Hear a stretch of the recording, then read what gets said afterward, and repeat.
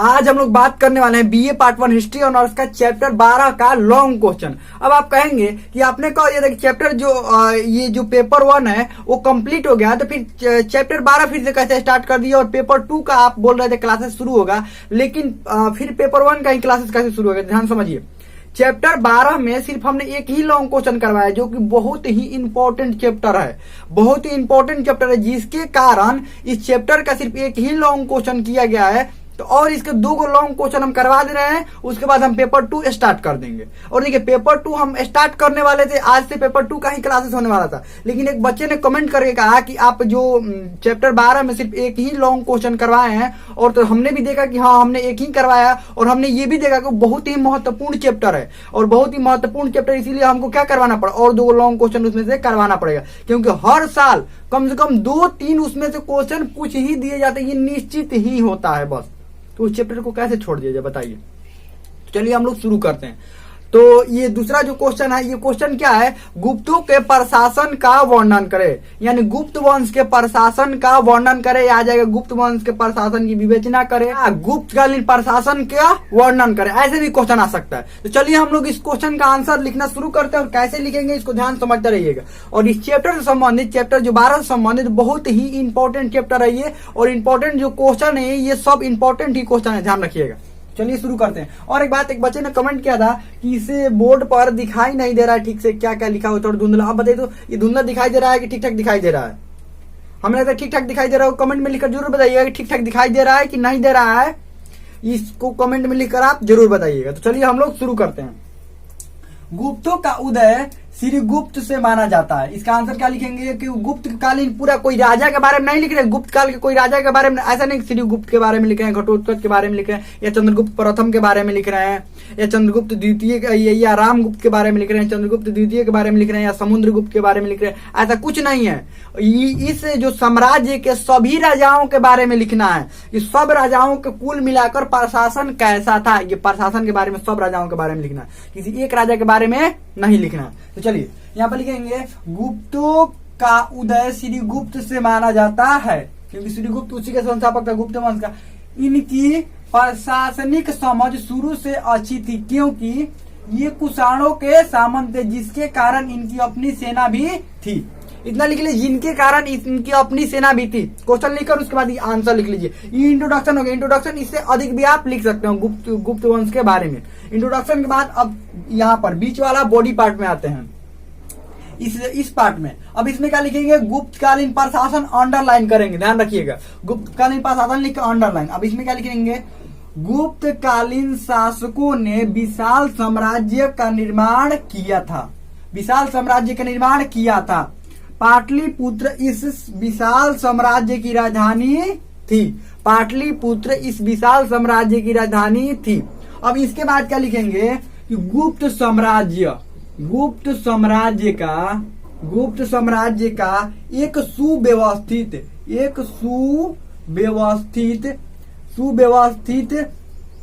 सुव्यवस्थित प्रशासन था, सुव्यवस्थित प्रशासन था, जो उन क्षेत्रों पर लागू होता था जो इनके सीधे नियंत्रण में थे, जो उन क्षेत्रों पर लागू होता था जो इनके सीधे नियंत्रण में थे। हो गया। अब उसके बाद क्या लिखेंगे, ये प्रशासन इस प्रकार है, क्या लिखेंगे, यह प्रशासन, ये बीच वाला लिख लेना जो उनके सीधे नियंत्रण में थे। ये लिखने के बाद यह प्रशासन इस प्रकार थे, बस थे भी लिख सकते हैं, और इसको अंडरलाइन कर सकते हैं, यह प्रशासन इस प्रकार थे। अब उसके बाद राजा लिखेंगे। सबसे पहले में क्या लिखेंगे, राजा, और कोष्ठ में क्या डाल देंगे, सम्राट।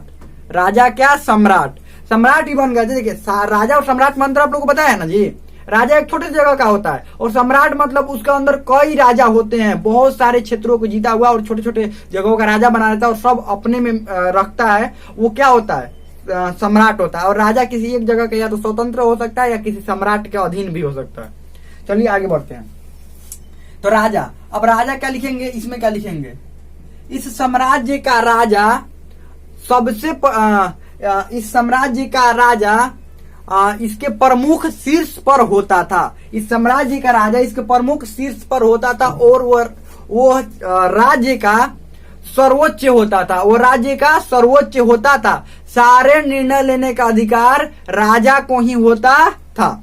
और राजाओं ने, उसके बाद क्या लिखेंगे, राजाओं ने कई उपाधियां धारण की थी, महाराजा धीराज, परम भट्ट या आदि। उसके बाद आदि आप लिख सकते हैं क्योंकि बहुत सारे आपको उपाधि याद नहीं रहेगा एग्जाम में, एको दुगो रहेगा, ठीक है। उपाधियां धारण करते थे। उसके बाद लिखेंगे राजा का कर्तव्य। राजा कर्तव्य लिख लिए, देखिए राजा कर्तव्य लिखे, अंडरलाइन करेंगे। राजा का सबसे महत्वपूर्ण कर्तव्य ये होता था कि युद्ध और शांति के समय अपने क्षेत्र में सही तरीका से नियम लागू किया जाए, और अपने क्षेत्र को बाहरी आक्रमणकारियों से बचाया जाए। राजा का यही कर्तव्य होता है कि नियम लागू किया जाए, चाहे युद्ध हो चाहे शांति हो। अगर शांति भी हो तो अच्छी तरीके से अपने राज्य में नियम लागू किया जाए, और उसके बाद बाहरी आक्रमणकारी से बचाया जाए। यही होता है राजा का एक कर्तव्य। तो ये कर्तव्य में लिख लिया। उसके बाद लिखेंगे न्याय। क्या लिखेंगे, न्याय। हम न्याय में लिखेंगे गुप्तकालीन न्याय व्यवस्था। इसमें क्या लिखेंगे, गुप्तकालीन न्याय व्यवस्था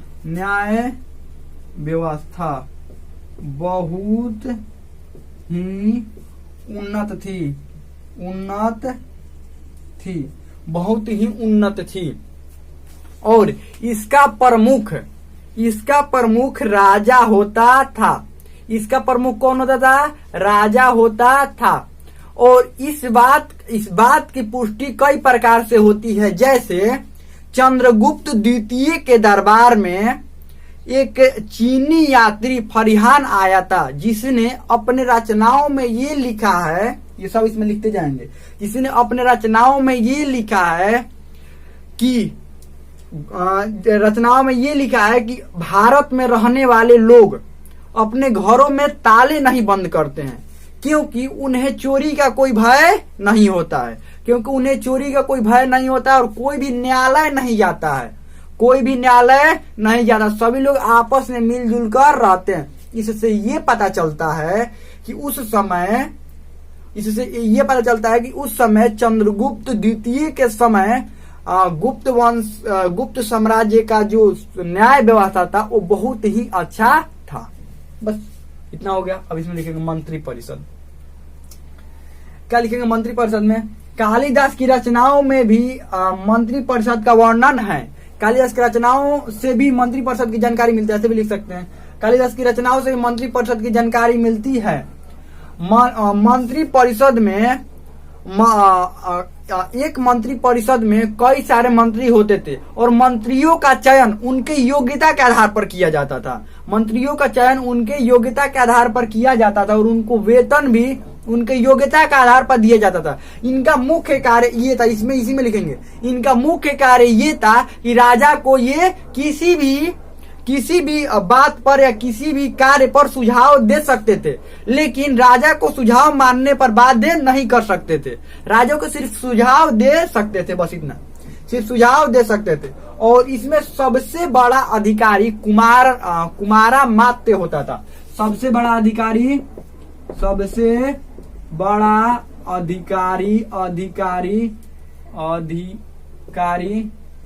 कुमारा मात्य होता था।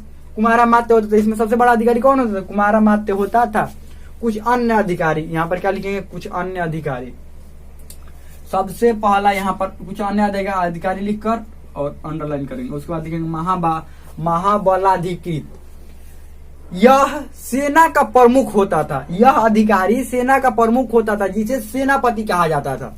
यह पूरे सेना को नियंत्रित करता था तथा ये सुनिश्चित करता था कि कौन से सैनिकों को सेना में भर्ती करना है, कौन से सैनिकों को सेना से बाहर रखना है, कौन से सैनिक युद्ध में लड़ने जाएंगे, कौन से सैनिक राज्य की सुरक्षा करेंगे। ये सारे चीजों का निर्णय एक सेनापति करता था। कौन से नए हथियारों का उपयोग करना है, ये सबका निर्णय एक सेनापति करता था। इसमें लिखेंगे महादंड नायक।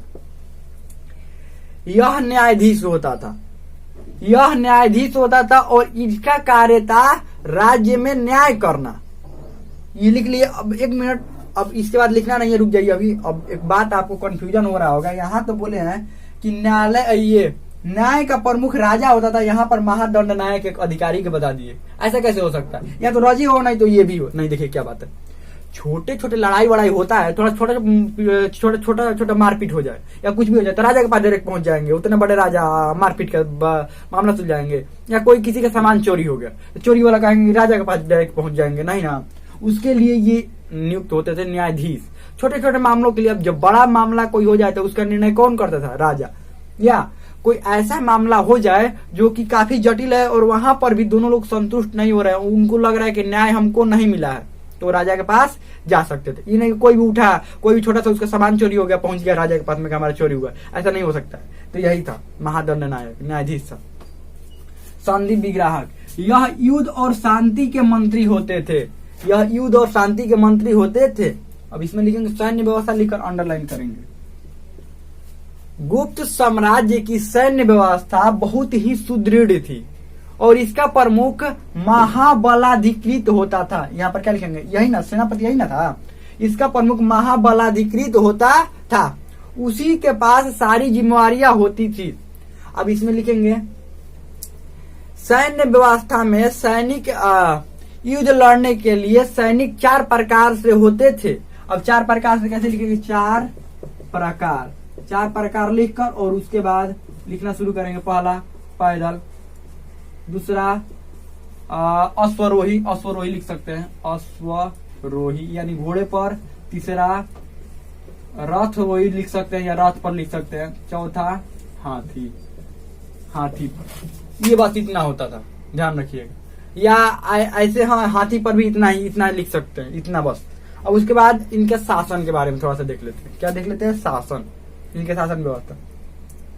गुप्तकालीन साम्राज्य का शासन व्यवस्था काफी विस्तृत था, जिसके कारण प्रशासन को छोटी छोटी इकाइयों में, जिसके कारण साम्राज्य भी लिख सकते, साम्राज्य को छोटी छोटी इकाइयों में बांट दिया गया था, जिसमें से प्रमुख था राष्ट्र प्रांत और राष्ट्र प्रांत भुक्ति। क्या लिखेंगे? राष्ट्र प्रांत भुक्ति एवं राष्ट्र प्रांत भुक्ति एवं ग्राम में बांट दिया गया था। बस ग्राम में बांट दिया गया था, इसके बारे में बहुत अच्छा से पढ़ा है। ग्राम में बांट दिया गया था। अब देखिए इतना लिख लिए और अंतिम में अगर निष्कर्ष ना लिखेंगे ना तो फिर दिक्कत हो जाएगा। निष्कर्ष भी लिखना जरूरी होता है। इसमें तो सब थोड़ा सा निष्कर्ष उठा के लिख लीजिए कि गुप्तकालीन साम्राज्य का विस्तृत होने का एक सबसे बड़ा कारण ये भी था कि इनकी प्रशासनिक व्यवस्था बहुत ही सुदृढ़ थी और इसमें सभी राजा योग्य राजा ही आए और सभी राजा ऐसे तो जो साम्राज्यवादी राजा थे, यानी अपने साम्राज्य के विस्तार के लिए हमेशा प्रयासरत रहते थे। बस हो गया इसका निष्कर्ष, खत्म।